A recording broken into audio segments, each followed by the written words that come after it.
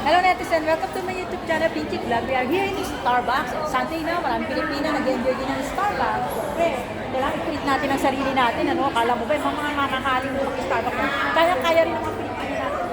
And while we are here, we have friend here. Ito, napakaganda. Tingnan niyo ang posing. Woo! Tingnan niyo. Wow, isa sa muse namin yan. Sa Bisaya, One Bisaya. Oh, yan. Oh, di ba sa katawan lang. Panlaban namin yan. Isa yan sa beauty contestant namin. Yan. Okay. Hello. Pwede mo malaman ang pangalan o hindi? Okay. Magandang umaga sa lahat. Ako po pala si Lodi Almendral from Iloilo. Wow, pamilyo. May page ka ba? May YouTube? May ano? May channel o what? YouTube is Lodi. Yan. So, subscribe niyo po siya. Pakiulit-ulit yung YouTube. Lodi Almendral. Yan. Okay. So, ilang taon ka na dito sa Hong Kong? Actually, 17 years na ako. Wow, ang tagal mo na. nagtatrabaho sa Hong Kong. Kasi may anak po ako, tatlo. So, mahirap yung maging nanay at maging tatay sa Sigat na rin. napakahirap. Kaya yun, nagtiis hanggat na matapos yung mga anak ko. So, yun yung pinag-invest ko dito. Yan. For 17 years, nakita niyo naman, ha? Merong nangyari doon sa kanya 17 years, di ba? Dahil ang anak niya na pag-aaral niya. So, ilan taon yung mga anak mo? Yung eldest ko is 30, and then ang second ko ay 27. Wow. Wow. So, bistado na yung edad niya, pero hindi halata. I'm 54 years old. Hindi halata na golden age siya. Nakita niyo ang katawan niya. Ang ganda. Uy, dapat malaman natin kung ano sikreto niya. Okay. Pag gusto niyo malaman yung sekreto, kontakin niyo lang sa po YouTube niya. sa messenger ko po. I-inbox niyo po ako. Ayan, pero baka pwede nila malaman yung Facebook mo. Ang Facebook ko po ay Lodi Almendral din po. So, wala akong ninagago. Ayan. Talaga din po na yun. Okay. Kung ano yung pangalan ko, yun din po. Facebook. So sa mga baguhan natin OFW, ano yung encouragement mo sa kanila? Ilang matagal na rito? Yun nga po, tiyaga lang po talaga. Hanggat na, kasi kung wala tayong tiyaga, hindi po tayo masasuccess.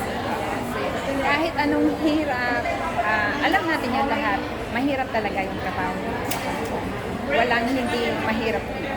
Napakaswerte mo kung talaga kasi as a OFW, talagang andyan po lahat ng pagsubok, lahat ng hirap, yung pakikibagay po natin sa mga amo, lahat yun. Pero andyan pa rin. Oo, kailangan pa rin talaga natin mag-stand na talaga tayo. Talagang matibay. Kailangan tibayin na talaga natin yung loob natin. Paano mo na paglalabanan yung homesickness? Actually, ako kasi is nalalabanan ko po talaga yung homesick kasi andyan po kasi every Sunday mayroon po akong mga sinasalihan. Actually, nagtuturo din po ako ng sayaw. At the same time, Magaling ka magsayaw. nagbi-business din po ako. So, sa business, so parang nililibang ko na rin po yung sarili ko. Maliban po sa trabaho. Hindi lang puro trabaho.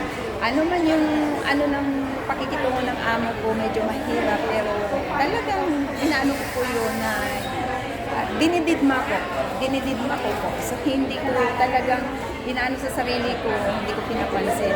Ang sa akin lang, pumunta ako sa Hong Kong para magtrabaho, para sa pamilya ko. So sabi mo natuturo ka ng dancing. Paano ka natutong magsayaw? Nag-aral ka ba o sa sarili mong experience? And my own. Wow, galing. Nagpo-choreographer po ako and my own. So paano mo paano mo natutunan mo? Nag-YouTube ka ba? O Siyempre, and may talent. Nasa sarili ko. Ano to, gifted na po ito eh. Kahit kamo sa beauty contest, kasali din po siya. Sarili niya rin po, yung talent niya po talaga yun. Di ba may mga tao talaga na gifted? Kaya isa po, ganun din po siya. So, yun. So, parang busy din po ako kasi actually, siyempre, iniisip natin kung ano yung mga yung gagawin natin, kung ano yung mga yung isasayaw natin. Di ba? So, gano'n. Kaya ikaw, sabi mo nagpa-coach ka rin sa pagsasayaw? Yes. Okay. So, paano? So, sino yung mga estudyante mo? Actually, marami po dito. Actually, kung sa ballroom, Ballroom ballet. Yeah, Ballroom dance po. So, mayroon din akong napapag-graduate na ganun. So, tinuturuan ko sila after that. So, pag natuto na sila, and then, binibigyan ko rin sila ng certificate. As in, lesson. Ano po yung mga OFW? Yes, OFW. So, yun yung libangan ko every Sunday. Okay. So, bakit ka nag-join din sa beauty contest? Actually, hindi ko po ano yung beauty contest kasi as in wala naman siguro akong beauty. May beauty yan. So, patigil din mo ng slender, ang katawan. Kaya lang, syempre, Ikaw binoto ng mga binoto po grupo nila na. ako. Inusto nila ako. So, pinagbigyan ko rin. So, pinagbigyan ko sila hanggat na, syempre, yun nga, kung talagang gugustuhin po natin, is hindi mahirap na ito. Tama. Saka po nakapasa siya sa audition. Imagine that, di ba? Diba? Na-audition siya. Oo. At saka sa mga talent, marami na po ako. Napanood na mga talent. Ano rin mga talent na? Sa ballroom pa rin. Ballroom talaga, ballroom. Okay.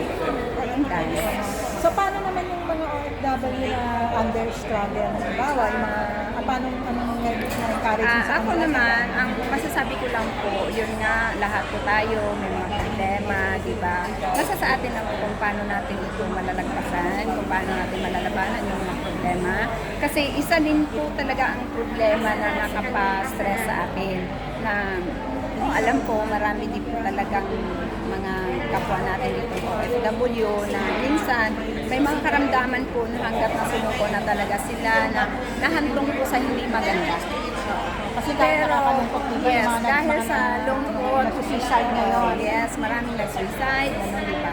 Siguro ang masasabi ko lang po, ang advice ko lang, labanan natin at huwag po tayo makalimot sa Panginoon. Yun ang pinaka, any problem po, siya lang po talaga ang nilalapitan ko yung araw. At saka yun nga, di ba, malibang ka. Yes. Huwag kang magmukmuk sa isang tabi. Katulad Hindi. mo, marami kang natutunan kasi nga, sinibang yung sarili mo at nag-aral kang mabuti. Yun. So, yung before ako matulog yun. Talagang nag-iisip na ako anong gagawin ko sa sayaw, gano'n. Tuturo ko, step. Pwede ba sample? Pwede ba sample? Sa sample. O, yan. O, yan. 1, 2, 3, ole! O, di ba? Anong say natin? Ayan. Yes. Ayan. Actually sa One Bisaya Cultural Group namin, siya yung dancer namin talaga. Siya yung pinaka, ano tawag doon? Main. One of our main character sa dance. Saka, meron po tayong grupo yung Pintados.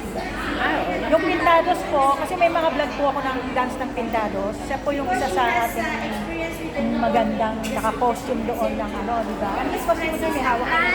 Siya yung may hawak ng... Yung news. Yeah, siya yung news. Siya yung may hawak ng sandaling. Yes. Yeah, she's wearing the Santo Niño. Tapos may mga vlog din po ako ng Pintados. Pintados is a cultural dance ng Ilocano. Iloilo ba yun? Yeah, isa Iloilo cultural dance na isa po siya sa main dancer doon. Kaya doon yung makikita ang galing niya ng pagsaya. Yan. At saka hanapin niyo rin po sa YouTube niya kasi marami po siya. Marami pang vlog doon about the dancer. Actually, hindi po ako mahilig po mag-post, pero marami po ako videos. Pero nila ako kasi napaka-busy ko nga dahil una ko po na yung career. Nauna ko muna yung mga dapat kong turuan, di ba? And then at the same time, may business din po ako. Oo, kasi ang pwede sabihin ng business, Ay, marami okay. Ako po pala yung isang member din po ng Life Company sa Manila, Philippines, no? Pero dinala po rin dito sa Hong Kong. So, actually, marami na rin po dito members sa Hong Kong, Life. And then, mayroon po tayo ngayon na bago is Well-Serve. So, Life na rin yun. Nakakatulong po talaga sa kapwa ko rin OFW. So, yun nga is my mission. Yung nakakatulong din po sa kapwa ko. So, kaya po siya busy rin sa business. So, pwede natin pakita yung video mo just in case. Kasi, wala niyo po, very good ano, tummy, oh, yan, oh. Meron siyang, ano, yung pampaliit ng tummy, pang detox. Kasi, meron siya ngayong business na ito, yung mga ganyan, oh. Ayan. So, kung gusto niyo sa Bilang Mexican OFW, tulad dapat ko, maging practical tayo. yan. Business to, ayan. O, ayan. So, yun, gumamit kayo nitong detox. Model ng ano yan, oh. oo. So, talagang ilalabas po niya sa katawan Ay, po sorry, natin. yan. Yun yung detox and then Ayan, oh. another one. Diba? So, meron po tayong, ito naman is sa Pilipinas po naman. So ito Ayan. yung Well Life. So Well Life. yung Well Life Okay. kasi is So, ang mga products niya ay Philippines. is home care. Home care Okay. essential product po siya, which is eco-friendly and biodegradable. So, from Philippine that product. Yes. Okay. So, Sariling tangkilikin ang sariling kailangan atin. tangkilikin natin yung sarili nating produkto. Tama, Diba? tama. Oo. Kasi Huwag proud tayong Pinoy tayo. Yes, proud Pinoy po tayo. At saka ang maganda kasi dito sa produkto natin is no harmful chemicals, and then nakaka-safe po sa ating health, and then makakatulong po tayo sa ating environment. O, Okay. diba? Kasi Okay. eco-friendly na po siya. Kasi eco-friendly, yan. At saka ang maganda dito kasi very affordable po siya. Okay. Very affordable po siya, at hindi po talaga at ang maganda kasi dito ay pwede po tayong mag-income habang naglalaba po tayo. Ayan. Habang naghuhugas tayo ng plato, habang naglilinis tayo ng bahay, Wow. ay kumikita po tayo Wow. gamit nitong Well Life. Well, natin. that's very good. Yes. Oo. At saka, ang lahat po ng mga produkto po dito ay po siya. So marami po tayo. Kompleto po sa loob ng bahay.